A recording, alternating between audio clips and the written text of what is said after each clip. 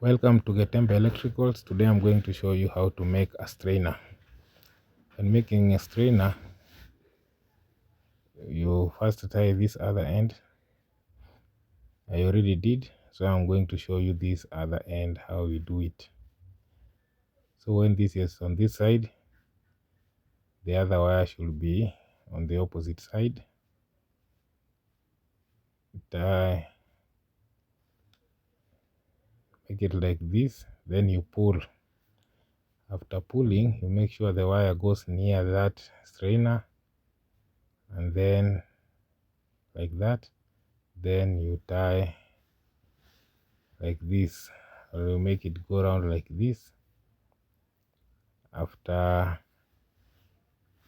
reaching there, you turn this wire. You don't need a pliers here, you just turn this wire. It's very easy to cut like that, and now your strainer is okay. Like and subscribe for you to watch our other videos. Thank you.